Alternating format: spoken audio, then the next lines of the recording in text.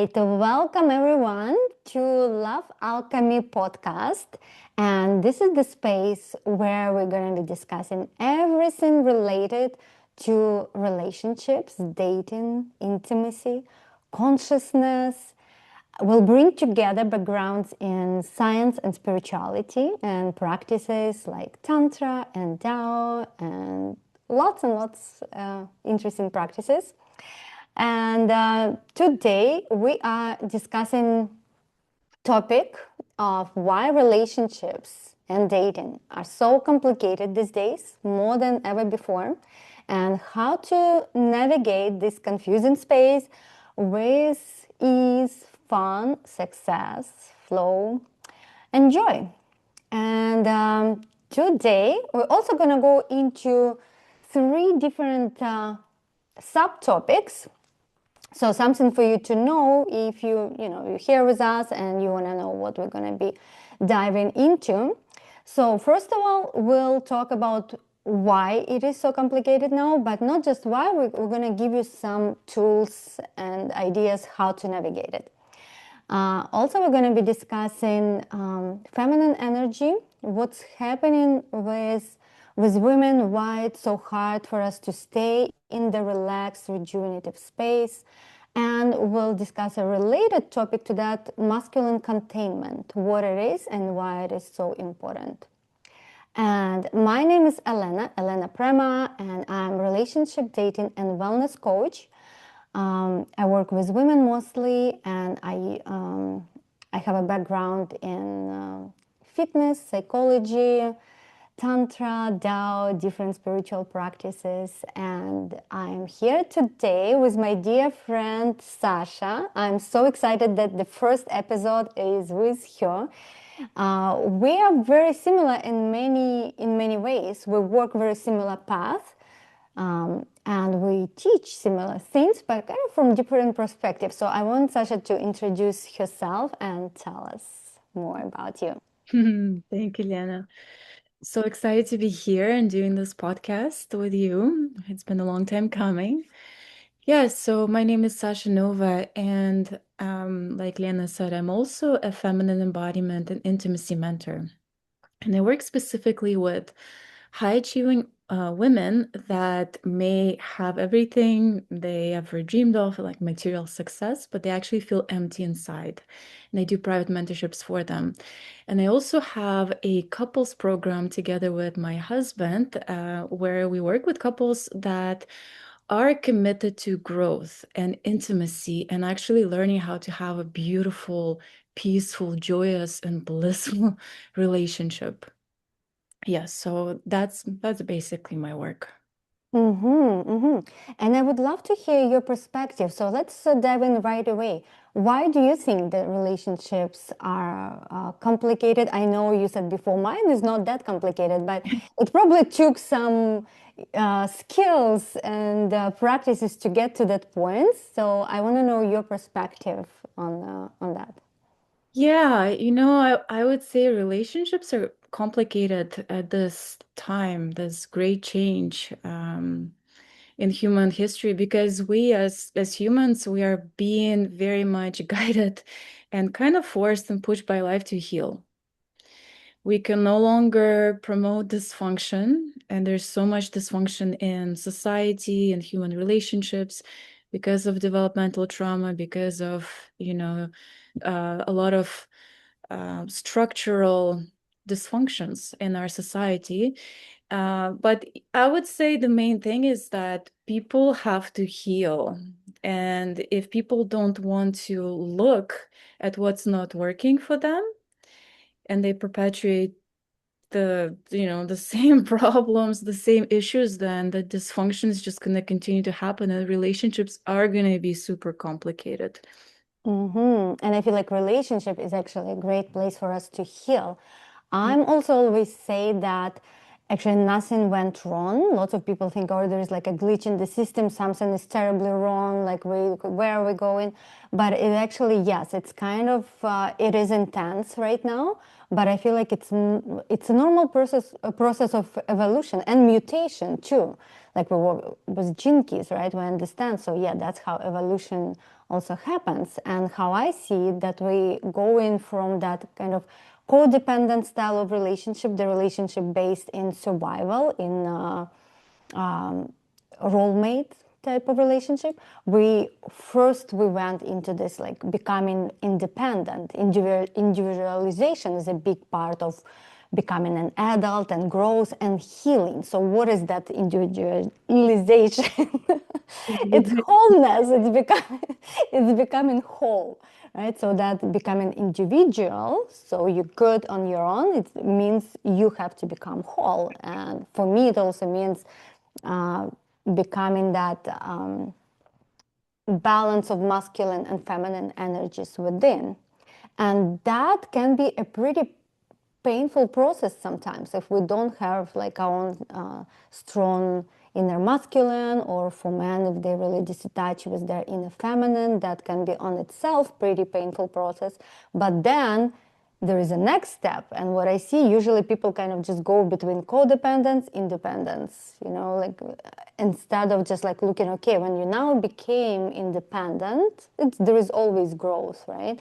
But you became whole to some degree. So now the next step is interdependence. Lots of spiritual teachers talk about it, but on practice I rarely see couples that really embody that. And I think you and Jonathan is one of those rare couples that actually like embody that. So if you would like to share maybe how you got there, was it always like that, that space of sacred union? Did you start with the idea of sacred union? Yeah, I'd be happy to share, but first I'd like to hear your definition of interdependence. How do you see, Mm. you imagine what is interdependence? Great question. Yeah, sometimes I talk and I just assume that everybody understands what I'm saying. So, interdependence means it's a chosen polarity, right? So, as you become whole, you embody both masculine and feminine principles. So, you're confident, like in your masculine, you can have your own back, you can, reach your goals, succeed in your career or business. Let's say we're talking about a woman. And also, you got in your feminine, and we'll talk about that later too, because often feminine actually gets really suppressed these days within us as well. But let's say we are becoming whole and we have balanced masculine and feminine, and we're pretty good on our own. But then when we want to get in relationship, because there is still more bliss, more joy, and more growth available in relationships, and we get there from that perspective. So then in relationship, if you're just too whole, there's going to be no attraction, right? Because that's how polarity works. So in order for polarity to work and for us actually experience this juicy connection, we need to kind of lean back into our chosen or like original polarity. So for women to lean back into the feminine, and for men to really step into their masculine, or whatever. Like the gender is not that important here. It can be same gender couple, but one needs to choose one polarity, right? So for the attraction to happen. And that's why this is interdependent. So you still have that inner strength, like you now choosing to connect and experience more of this like play and experience the game of polarity and more growth through that. Yeah, I love that you you were able to define it because interdependence can mean many different things for many different people. So I've been married now for over 3 years, but in a relationship with my husband for almost seven. Just crazy. Mm-hmm. Almost to 7 years. And it was quite a process for us to create this relationship that is not considered complicated anymore. Even in the beginning, it was not complicated. It really allowed us to still look at all the things that still needed healing within ourselves. And it's been quite a deep and beautiful process. Like sometimes we facilitate live talks on Insight Timer with him, where we talk about our relationships. And oftentimes I share how when I met Jonathan, I had chronic health issues. And through the power of the work that we now do with couples called Sacred Sexuality, I was able to use the sexual energy and to heal my chronic health issues. Mm-hmm. Uh, and he's been able to essentially move from immature masculine archetype into a mature man. So right now he even does these initiations for men which he calls the initiated man. Because when we came together, almost 7 years ago, yeah, there were still aspects of ourselves that weren't healed. They weren't whole, so to say. Mm-hmm. And it takes consistent showing up for yourself and the relationship. So actually, over the last more than 5 years, we've had a consistent communication practice, weekly practice that allowed us to come together to express, to talk about our inner world, to hear about the other person's inner world. And it was that perfect space for any conflict resolution, right? Anything that is bubbling up for us individually or for us as a couple got to basically resolve there. And we've been able to cultivate the nervous system awareness and capacity to be in that, vulnerable space where you exposing everything, but you also building safety with each other so that no matter what happens, you have that safe, sacred space. And this is exactly the practice that we now teach to couples, other couples that are interested in using their greatest power as a couple, which we think is sacred sexuality. We now teach this practice. Um, but yeah, it wasn't always like that. It took years of showing up, looking, okay, we have this thing, we have this thing. Let's figure out a new agreement around here. Let's figure out agreement here. And at this point, we've recognized, going back to the interdependence, we've recognized that one of the biggest gifts of any couple is sacred sexuality. What is sacred sexuality? It's approaching and using the power of sexual energy between you and using it for manifestation, for health, for whatever you want to create. And we've recognized like our gift has always been very natural polarity when it comes to sex. That has been our glue through all the ups and downs, because in our love making, like I am naturally very receptive, very open, very feminine. And he's naturally very masculine, penetrating. And like you mentioned, I also have a very strong masculine side, and he has a very developed feminine side because he was born an empath. So he's actually had a relationship with his emotions for a long time. So he's able to he's not afraid of the feminine, and he's able to hold space for me to be in my feminine. And so we've recognized a long time ago that, like, if anything, if we have any issues, it's those two practices: the communication practice that allows us to honestly talk about whatever needs talking about and come up with new agreements, and the sacred sexuality practice that allows us to come back into that natural polarity where I get to be relaxed, right? My heart opens, my body relaxes. He like, feels like, the king, the man that's like, able to really like deeply love his woman, right? And from that, like everything else stays pretty simple and pretty like it just works. Mm-hmm, mm-hmm. Well, I love what you said about wholeness, that it's a process. Like you don't have to be perfect, because some people maybe who listening now can say, "Oh, like I'm so far from being healed," and also realizing that you don't have to be. We're never going to be fully healed, but we can access that space. And also, like what I hear you saying is just that, like open communication, creating space where you can both really like talk openly and express your feelings and be ready to hear another, which is very very important, and that would help you. And I would like you to maybe because it seems like yes, it's you guys found each other, and Jonathan already like for all his life probably was really connected with his feminine side, emotions. He's very empathic. I'd say you are lucky. There is no such a thing as luck. Definitely, like your vibration really brought you together. But let's say people are still either in relationship where they don't experience that. So maybe they don't have that open communication. They don't have the sexuality based in sacred, which I think most of the couples, it's really, yeah, again, it's really rare. Although I agree with you that if the relationship is based in sacred sexuality, it changes a lot. It changes everything.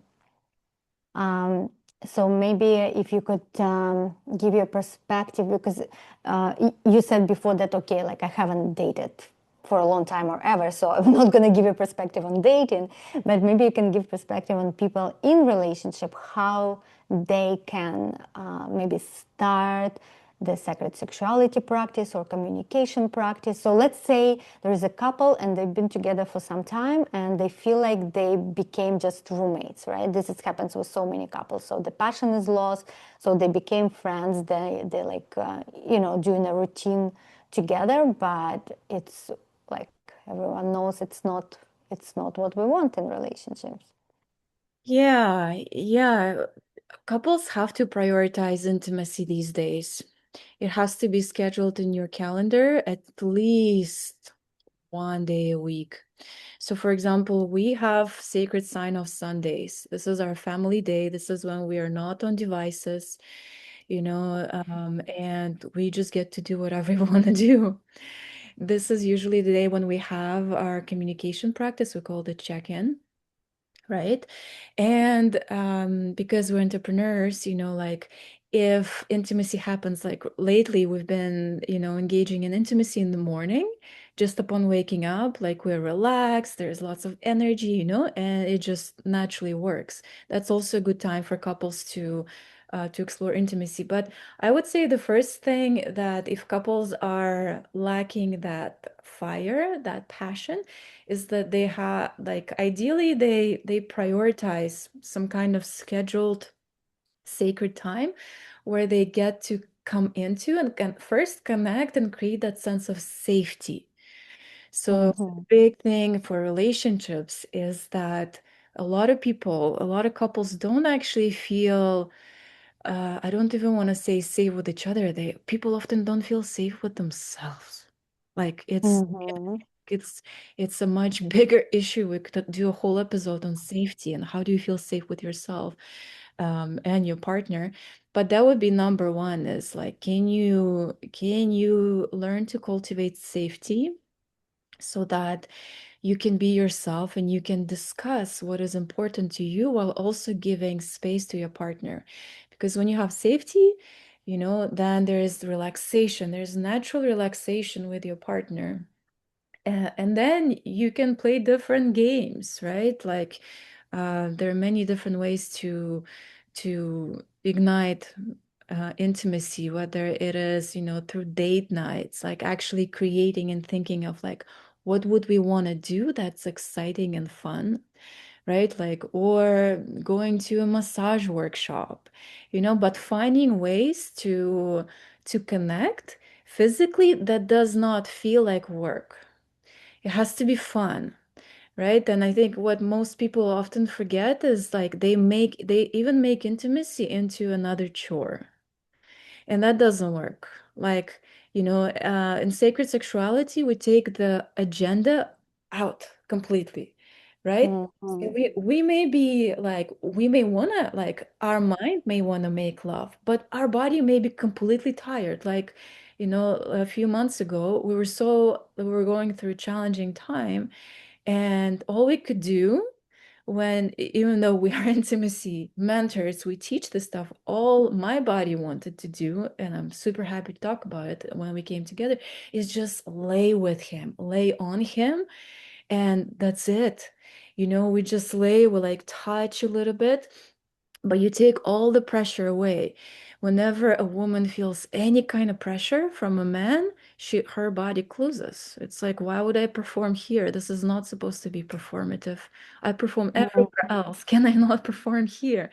So it's about finding that safe, finding and creating sacred spaces for intimacy to happen, and then learning about these principles of sacred sexuality. How does it differ from conventional sex? Conventional sex being performance based, and we have to get somewhere, and you have to give me an orgasm, and I have to, like look like I'm enjoying it, because if I don't, then maybe I'm failing as a wife. All those freaking horrible programs that society kind of like implanted into both men and women, right? This is why I'm Mhm. so deeply passionate about sacred sexuality perspective. And actually, for listeners that are interested about that, I do have a masterclass that introduces this topic to you. We go exactly, we tell you the difference between conventional sex and sacred sexuality and give you a roadmap how you can start it. And honestly, like that alone can change your life forever. I really like that you bring out these very important points about safety and not having a specific goal in mind and not to try to perform. That's on itself can be like such a big game changer. And lots of people are not even ready for it because it's such a big, like, it's an ego thing too, right? Like, oh, like she needs to orgasm, like it's yeah, I need to perform. But safety, I wanted to talk a little bit more about safety and creating safety within yourself first, because, like, let's say now I want to kind of go a bit into dating, because the women who watch us, some of them in a relationship and some of them are dating. And how do you create that safety within yourself that you can actually be relaxed on a date? Right? Because it's very important for us as women to lean into our feminine. But how can we lean into our feminine if we don't feel that, like, safety in our own skin? And it comes again, from my perspective, one of the simplest way for me to explain it. It again goes back to that wholeness and having your own strong inner masculine, knowing that you do have your own back, and you have your boundaries, like your non-negotiables. Like, it might sound like it starts from the head, but actually once you understand that, like, why you need it, why it is important for you, like, what are your prerequisites, like, let's say, for intimacy with the man, so then you don't have to think about it. So it becomes it's just like energetic boundaries. So then, and only then, you can actually relax and feel safe. Otherwise, like, you have to keep that, like, armor on, which lots of women constantly have, that like a masculine armor on, because it's not safe to be a woman.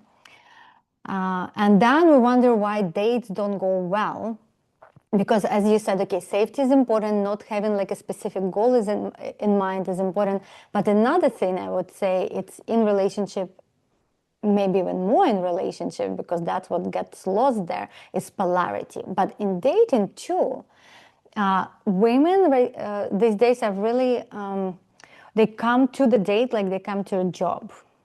Mm. So it's so stuck in the head, and even the conversation, and she might even feel that the conversation was great because we talked about, like, logical stuff, like politics and whatever else. But it's all, if it's all based, like, on your mind, like, you in your masculine, you haven't softened, you haven't really leaned into your feminine, and you just, like, stuck in that masculine. You might feel like, yeah, you had such a great talk, why he's not calling me back? Why? Because there was no polarity. And So where do I want to go with it? Yes, the polarity. So let's talk a bit about polarity. Maybe you Maybe. can give a bit more about the perspectives in couple, and I can continue more with the dating. I want to go back a little bit. You, what did you mention? You talked about boundaries and how, like, as women come to the dating, I think I just want to like summarize what I heard you say is that basically women have to know who they are and what they want and need. Mhm. That's it. Mhm. That's your boundaries, like, and that just something that comes when you live a life where you do practice self-awareness and you ask yourself questions. What do I actually need? And for example, my current relationship, the reason it's so successful is because I decided for the very first time I'm going to be completely honest. I'm not going to sugarcoat anything. I am not going to like self-betray. I'm just going to be like, yo, this is what I need and this is what I want. If this is not something that you also need and want, that's totally fine. There's nothing wrong with you, nothing wrong with me, just there's no compatibility. And for the first year, um, this is what we were looking to like, this is what we were figuring out with Jonathan. Like, are we called to each other into this union? And that's a process because you have to know yourself, they have to know themselves, and you have to trust that neither of you is going to be self-betray in order to please Mhm. the other. And I think that may be like an issue for people that are dating. They may think, oh, I want to create a good impression, or I want to have fun. But those boundaries of like knowing exactly what it is that you're looking for, like, are you looking for a sacred union? That's why you're going for dates, or are you looking just to have fun, right? Like, that's very important. And then coming back to safety, safety starts in knowing yourself and knowing your body, being in the body. I think that's a whole other topic that we can have another podcast on, right? Embodiment. What the hell is embodiment? Unless you're in embodiment, people like, I don't think people have a clear understanding of what that means to be in the body. And Jonathan, despite being an empath, he's also a 30 plus some years a martial artist. Like, he knows the body. He's an embodiment guide. And because of him, I learned how to be safe, like truly safe in my physical body. And I didn't even know that I was not safe in it before. I worked through so much like collective feminine trauma regarding unsafety with him. It's only like literally this year, like within the last month, when I felt true internal safety. So why I'm saying it is that, again, it's a process. There are layers that we need to unpack. It's not just something that you wake up one day and you tell yourself, I am safe. It's not a mental concept. You actually have to feel it in the body. And what happens for a lot of people, they make, like what you were saying, women are stuck in their head and they are not in their body. They're not feeling anything in the body. They may think the concept, I love my partner, but they are not feeling it. And just everything becomes mental. That's the problem with today's world. Everything's so mental. Yes, and being mental is it's very masculine energy, and that's what I mean when I explain that feminine energy is suppressed still everywhere. Just because feminism won, feminine energy didn't win yet, Mhm. because now women just suppressing feminine within themselves, and they trying to compete with men in how masculine they can be. So Which is that's not, that's that's not real feminism. it. Well, it's not, but that's how most Yeah. women See, see it and do it, and that's what women think that's what it is to be a strong woman. I see lots of women like this. I even saw women like this in today's Pilates class. yeah. It's just like very like we in this like masculine world, and we're like so proud of ourselves that we're doing great in this masculine world, becoming really masculine. It's like Yeah, but we're ruining our health, and like we're not having the joy we're supposed to have. Most likely, yeah. So I think that's like real awakening and rebirth of the feminine. I feel like this, like that's the that's the next that's the next step.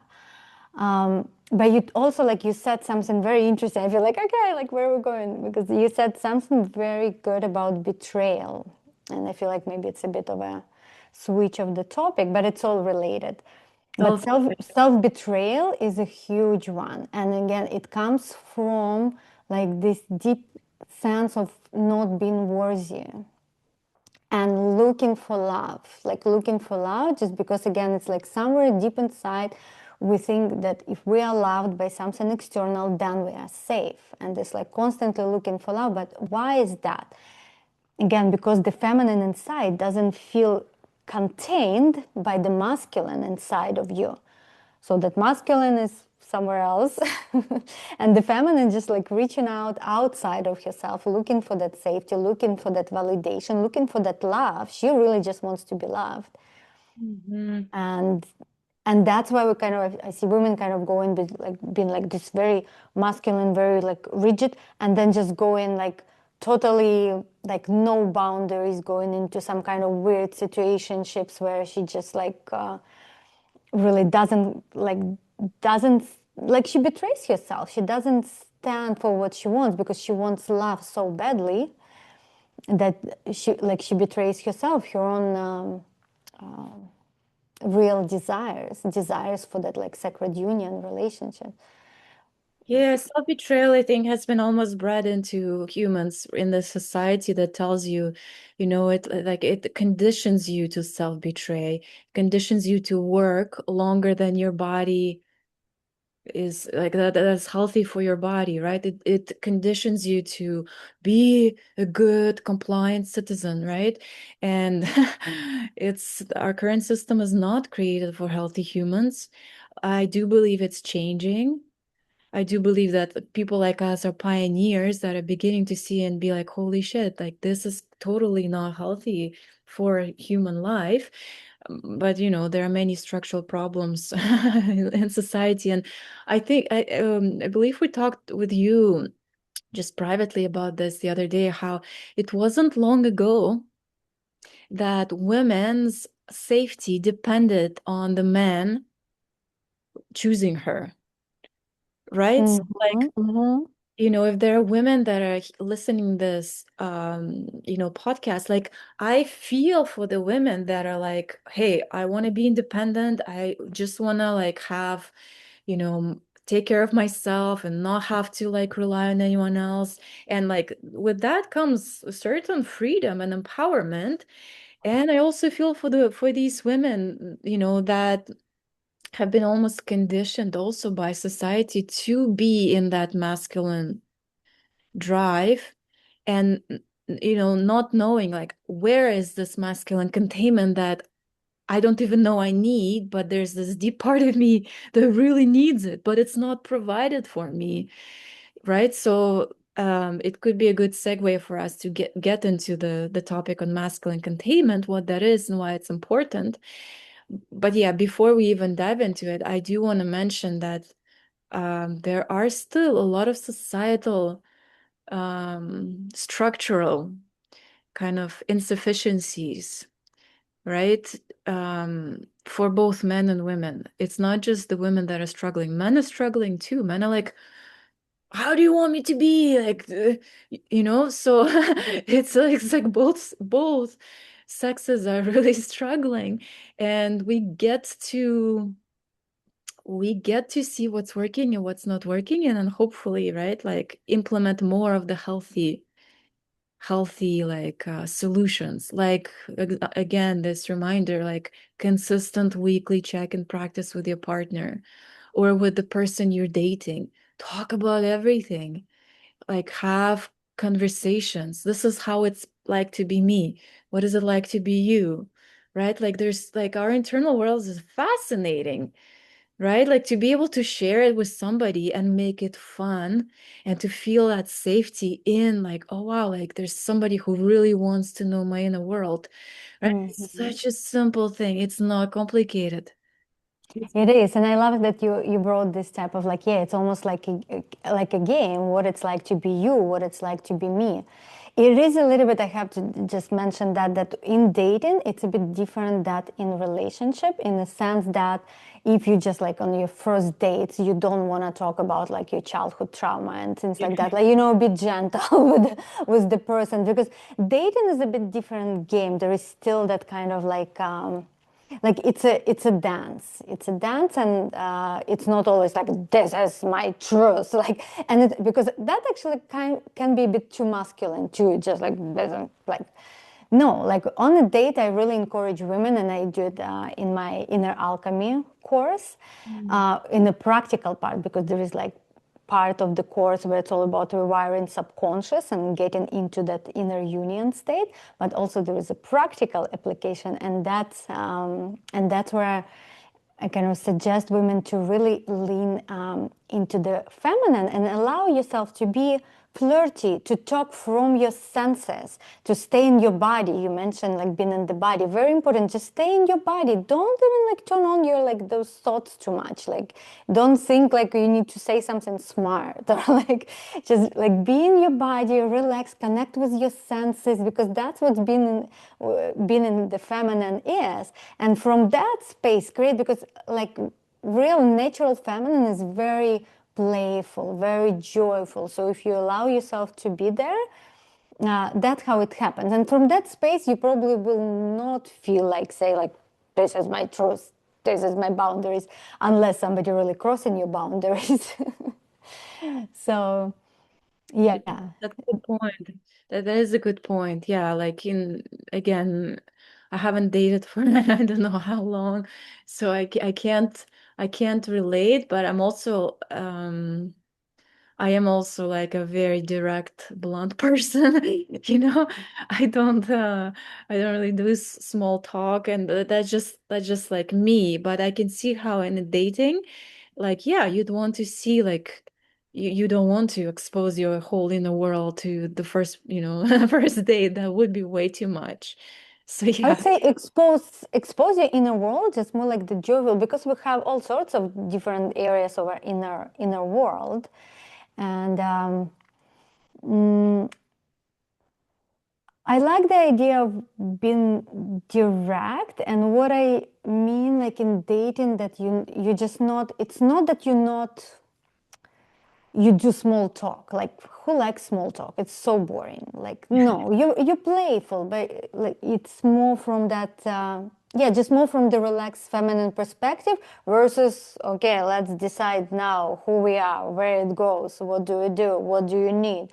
Allow yourself to actually feel it, sense it in your body. Don't try to, because another thing, okay, so it's a bit different when you're already with the person who, like Jonathan, he's really in touch with his like feminine side. Not many men are like that, right? But in the dating world, it's kind of your where am I going with that? I lost my train of thought. I had something so juicy to say. Okay, it will come back. It will come back. Mhm. Mm.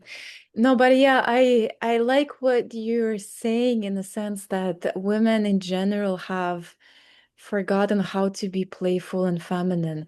And again, it's not to say that for some women it's just harsh reality of not having masculine, like not having enough support structure, not having that masculine containment in their lives that can allow them to like be relaxed and be that playful. But ideally, yeah, ideally there's enough support in a woman's life so that when she shows up to a date, she can have fun, she can relax, she can receive, right? Like that's the most, like I love being a woman because of that Mhm. you get to relax. And it took me some years to yes, in this relationship to want to give him the space to lead because I'm a strong leader, I'm such a strong leader and I know what I want and how I like it. I can sometimes take the leadership role too fast without, uh, again, like relaxing back and be like, no, you decide, like what, like you lead. And I think for a lot of strong women, that can be a challenge, is that Mm-hmm. they're such good leaders that it'd be almost easier for them to lead, but then they're foregoing that natural, like that beautiful gift of what it means to be a woman, to be in the feminine and just be like, I receive, you know? Mm-hmm. Exactly, and it brings us back to the topic of polarity. Because if you come to the date and you in your leading role, it's gonna kill polarity in no time. Hmm. Okay, there are some like more men who in their feminine, but I feel like even if it kind of gets attracted in their like first stages of dating, like your masculine will get attracted to his feminine, which can happen, then in relationship it's gonna start to reverse, and it's either gonna repel you anyway, or you'll have to like really work on reversing it into a proper dynamic. So that's why it's yeah, it can take lots of work, and most of the times it's not gonna work. Like I had a relationship where like he was a lot in his feminine and it was like kind of very flowing in the beginning, but then like if the man is not stepping in into his masculine fully, then I have to be in my masculine, and it's just exhausting, and eventually it kills passion. Although in the beginning there was a great passion, lots of polarity, and but then eventually it's like no, it's not gonna work unless the man actually like steps up and steps into his masculine. I totally agree. And I do want to mention the polarity is also it's felt in the body. It's felt in the chemistry field, right? It's also something that like it's not a mental concept. You have to actually like, right? Like feel the butterflies, right? Like I proud myself for still feeling the butterflies, with my husband of almost, 7 years. And how do you keep that polarity alive? And I do believe that it does come to the fact that women need relaxation and nourishment to fill themselves up, while men need challenge and a little Mhm. competition, For right? sure. And it works on hormonal level too. It's not just like a spiritual concept or like kind of, yeah, makes sense concept. Like a hormones are based in that as well. Testosterone really works on like really like driving hard, like achieving and then relaxing. And feminine, it strives on like connection and relaxation, that oxytocin, like that feeling of that like joy and being in the body and all those like Mm-hmm, mm-hmm. So for polarity to work, like women just have to learn how to come back into their body from their heads into the whole into trusting the masculine, be like, you got this, like you're gonna do great, and the men, they have to step up and learn how to be that strong presence, for the feminine. And I think it's one of the most exciting and the most confident boosting things for a man to be able to like truly make love to his woman and to penetrate her, right? Because love making doesn't just start in the bedroom and intercourse. It starts with how do you prepare, how does he take care of the food, for example, preparing dinner or ordering dinner or taking you out to dinner, like, right, like how does he create the atmosphere where the feminine can be like, oh, I don't have to think. I can just like literally enjoy, right? And that feminine radiance, like it's like masculine presence, feminine radiance, right? Like it's like that figure eight that kind of feeds onto each other. And mm-hmm. I do think that it is it's not the easiest of polar like things for couples, especially long-term couples, to cultivate, but it's very possible as long as they know like the right tools. They know what they are doing and why, right? Then they actually like practice it, they cultivate it. It's not just something that happens. I don't think it's something that happens, something that you prioritize. Yes, and I think like I like how you said that. Okay, it starts with man preparing like that, like the space for her to relax. I would go even further into the energy of that. It's the masculine, the Shiva energy is the consciousness, its ability to hold space and hold stillness. And that's why I think for man, it's like really non-negotiable. You have to meditate, guys. You have to really connect with the stillness, you have to really expand your presence for a woman to actually be able to relax and feel safe in your presence. Because then she can be really in her feminine, and then she can really relax and receive, because that's how receptivity happens. Mhm. So masculine, and that's what we also kind of we call it masculine containment as well. Yes, it's the masculine consciousness that kind of like energetically like embracing a woman with the safety, with love, with devotion, with desire to protect and provide, so the woman can relax and receive. And that's like those like extreme polarity, and then there is most like fire in that, and the most joy and pleasure in that. And when the woman is in her relaxed, magnetic kind of state, she freaking amplifies everything. Mm-hmm. Needs her man to such an extent, not just her man, her home, her children, her pets. Like a radiant woman is such a gift for her man, right? Like just like so it's something to remember. It's not that like the man provides and she just lays there and receives. No, like Mm-hmm. she receives, but then she like 10 times, if not, 100 times that. Oh, so such a good point, such a good point, that she amplifies it all and she attracts even more prosperity like to the whole family. And yeah, because Exactly. woman is a Shakti. She's always expanding. But we think like we need to, again, when we're stuck in the masculine as women, we think the way to expand is just like go faster, go harder. But no, for us, for women to expand is to relax. And then from that relaxed state, get into this like, what do I want to create? Like she expands with her like desires, right? Like desires that deeply felt in her heart and in her body, and the masculine is rises up to meet her desires and contain more of those desires, and that's how it goes. Yeah, exactly. So she's never gonna stop desiring, okay? I mean, that's the gift of the feminine, right? Like Mm-hmm. you said that like for a masculine, it's like stillness, right? And the feminine, it's like that flow and the dance.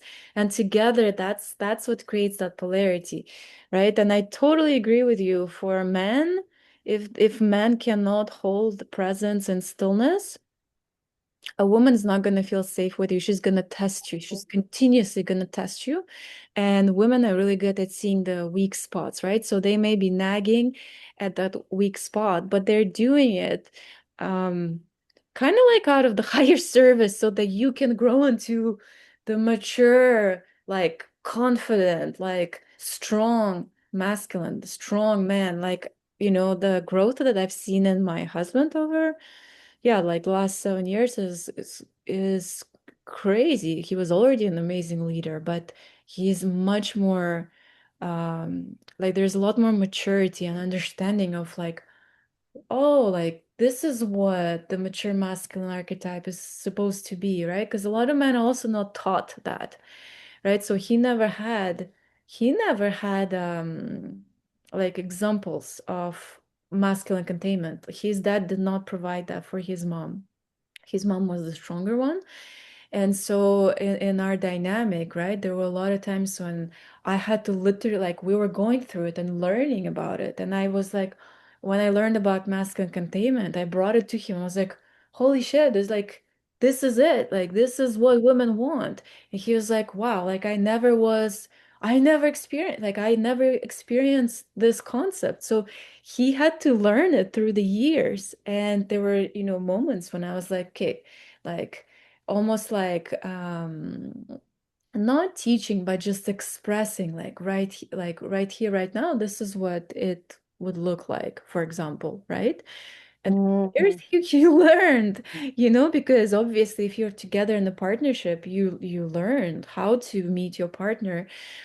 So if there are men or women that are listening to this and you're like, gosh, I've never heard of this, I don't even know where to start or how to do it, just know that like the whole human collective is learning this. The feminine, masculine in each of us is learning how do we relate from a healthy perspective, not again from this, codependent or controlling, manipulative way. What? Oops, what happened? Okay, What happened? that's okay. It's okay. Something happened on my computer, but I think we're good. I don't know. Very good.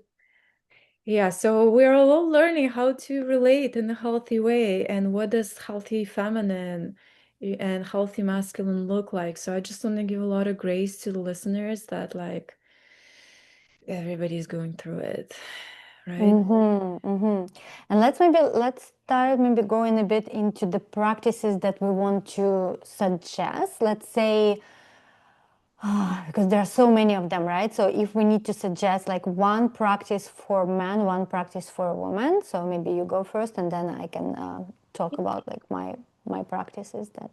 Yeah, so as a free gift to all the listeners here, I'm going to share what's called a deep nervous system reset meditation that I created specifically for both men and women. That teaches you how to relax your whole body. I would say this is the number one practice for a woman is how to be in the body and how to actually relax every part. And then it also guides you to focus on your power center, which for women is the heart, for men it's the genitals, and just like teaching you how to feel this center because a lot of women don't feel their heart, they don't feel their breasts because it's all clogged up with unprocessed emotion. But this is a beautiful practice. I believe it's like 18 minutes. You can listen to it before sleep, or you can listen to it anytime you need to just like relax and come back into your body. So I would say for women, from my perspective, that's like a core foundational practice. And you can download it in the comments for free. Yeah, we'll have the links here. Um, Do you, and hmm? do you want do you want to go with practice for women from your side, or you want me to go into men's practice? I thought it's for both. I thought that's the practice that you said it's for both men and women. Actually, yeah, men can use it too. I made it for men and women. It just yeah, women might enjoy it a little bit more. Okay, okay. So if you have a special practice for men that you can also offer, or you just want to talk about it. Yeah, for men, there's also another practice that you're gonna see on our website. It's called Power and Presence Toolkit. And then a 3 minute, gosh, I forget the name. I think it's like a 3 minute power reset for men. So it's only 3 minutes. And those two things, they basically teach you how to cultivate presence again. Amazing, amazing. And those are free gifts, or those are have some price? Yes, you get Oh my God, guys, okay, get on that. Wow, because that's like if I have to come up with two practices for men, I work mostly with women at this point, although I am starting to work with men as well. But for men, I would suggest like yeah, any right, really like traditional meditation practices, anything that connects with stillness, with consciousness, not so much movement, no guided meditation, guys. I mean, no, of course, if you want to connect with your feminine, go guided. But to connect with your masculine, just pure consciousness, pure stillness. Um, and definitely recommend Sasha's, how it's called again? Presence and Power and Presence Toolkit. Power and Presence Toolkit. Great. And for ladies who listening, I I gonna post here Sacred Union within. It's a webinar that I had, so there is a recording that you can access for free, and there is within the webinar. Although I explain there in details what's the inner union, which is like It's a big topic on itself. It's like it's a tantric meditation, and within that webinar, you can actually do the meditation. We go in the webinar into the practice, but you will also understand more why we're talking about inner union and how we connect with it inside. And it's basically relates to everything that we talked about today, about like masculine containment, so connecting with the inner masculine and connecting with your Shakti, with your feminine, and how they really relate to each other in this harmonious way. So we're basically rewiring the love blueprint into this like harmonious original love, because we attract what we are, not always what we want. So that kind of goes deep into our subconscious, and men can do that as well, because again there's like both masculine and feminine sides. I'm so excited for people to explore your webinars because ever since you started like really teaching the inner union, it just like my body's like, oh, this is so good. Like this is people need this, women need this. And like that's such an important aspect of this work and how they can literally attract an equal, right? Mhm. From that place of wholeness. So Yeah, yes, yeah, exactly. thank you Yeah. for doing it. And we'll also link some courses that we have for you guys to explore as well. So if you go deeper, if you want to go deeper with us, I have Inner Alchemy, the Feminine Path to Power Couple Love. And that's where we go really in depth of that sacred union, but also into like different dating practices and tutorials. And I know, Sasha, you have, with Jonathan, you have a program for couples, right? It's a self-led couples journey. We call it a journey, where people learn that the communication practice and the nervous system regulation practices and truth speaking. Like how do you basically it's there so that they can make this practice just like a weekly non-negotiable, so they can start building that trust muscle, the safety muscle. And that journey also includes our most popular Sacred Sexuality Part 1 and Part 2 masterclasses, where again we give you the roadmap, we paint the whole picture and introduce like how do you start approaching your sexuality from this healthy perspective. So the journey's called Root to Rise, and yeah, you're welcome to check it out as well. Amazing, amazing. Thank you, Sasha. Yeah, we'll put all of the links below this video, so make sure you check it out. And yeah, thank you guys for joining us. And thank you, Sasha. Is there anything else at the end you want to say? I feel like we did say a lot. If there is Yeah, anything else. I'd like to say that I really want to inspire people to like, there's an area in your life that you're not satisfied with, whether it's relationships, health, sexuality, intimacy to yourself or others. Do not give up on yourself. Like, actually, like set the intention this year. I want to figure this out, right? I want to come into a healthy expression of whatever it is that, I'm moving through. I really want to inspire people to, yeah, to not give up on what it is that they want. It's so possible. Like, literally, we're living at a time where anything is possible. I agree, and especially with this year of the fire horse, is the year that can support a lot that really based in your true heart desires, not something that comes from the ego, something from society, but if you can really touch into your heart desires, into what you really want, into your like deep purpose, this is the year to really to commit with it, and it will support you in this. Beautiful. All right. Okay. So we're going to wrap it up. I'm so excited. So happy that we did it. This episode number 1 and more to come. So I think we'll have another episode with Jonathan as well. So yeah, it's more exciting. Thank you, Lena. Yeah. Thank you, Sasha. Thank you, Okay. listeners. Love to hear your comments, how this lands, what resonates. If you have any questions, just leave them in the comments. Oh, amazing. That's such a good point. Yeah. We're going to be checking your comments. All right. Okay. Bye, guys.